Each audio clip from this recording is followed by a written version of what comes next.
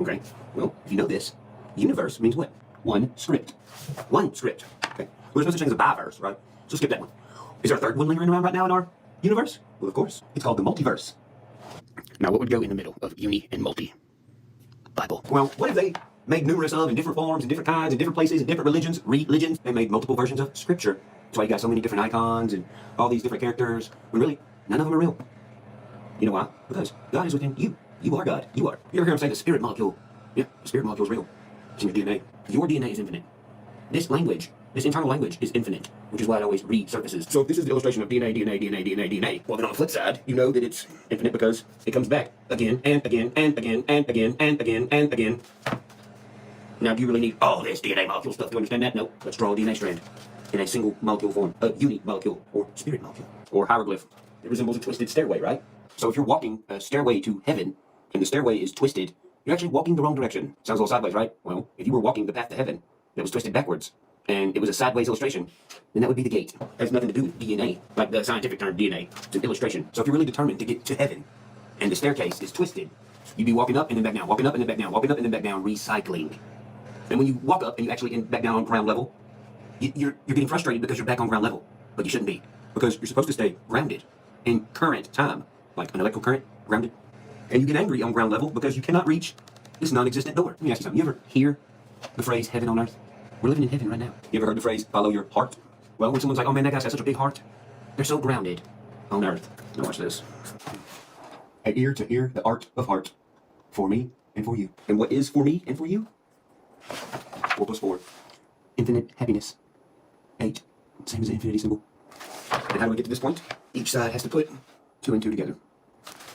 And once we put 2 and 2 together, we also have to cancel out all the bad stuff. 2 minus 2. So now look at the 2s as an individual person helping an individual person on both sides of the spectrum. Hence the old term spectacles. Same thing as a hieroglyph. If you put on your spectacles, you can see clearly. Putting 2 and 2 together on the other side of the fence, putting 2 and 2 together. That's 4 eyeballs, 2 people, literally figuring the bad out of their life, which ends in enlightenment on both sides. 2 halos. You put the 2 halos together, well, then you're clearly seeing eye to eye. And you know what this means, right? There's a lie floating around deceiving people. And what would that lie be? That lie would be opening your third eye. If you're not seeing eye to eye with someone else, and you are one less eyeball, 3 eyes, you're in your own room. And by being in your own room, I mean like being in your own head. Deceiving yourself and thinking something that is not true, which means you are not seeing clearly, which is why they depict it as, oh man, if you have a third eye, you see so clear. No, you don't. You don't see clear at all.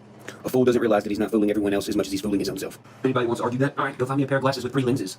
That is an egotistical person that thinks they're smarter than everyone else. And they're not, because there's not glasses with 3 lenses. There's only glasses with 2. If you think you have the third eye, well, then you're just inside your own head thinking you have this one third eye, which is why the depiction of one of the dumbest creatures is what?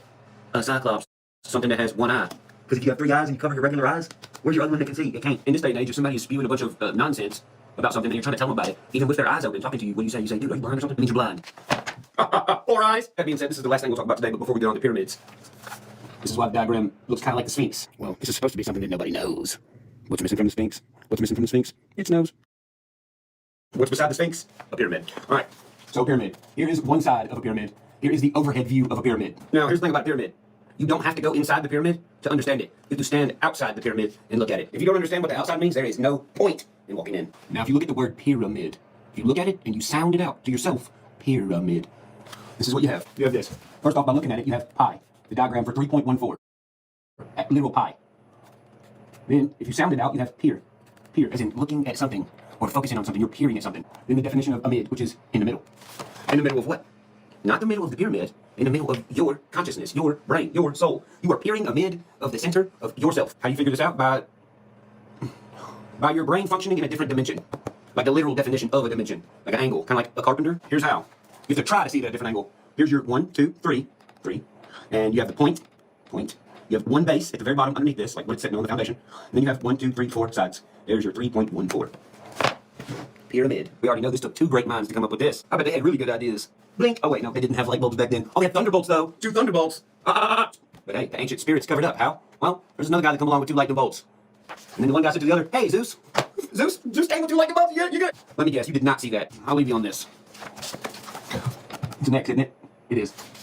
I want you to remember this. X marks the spot.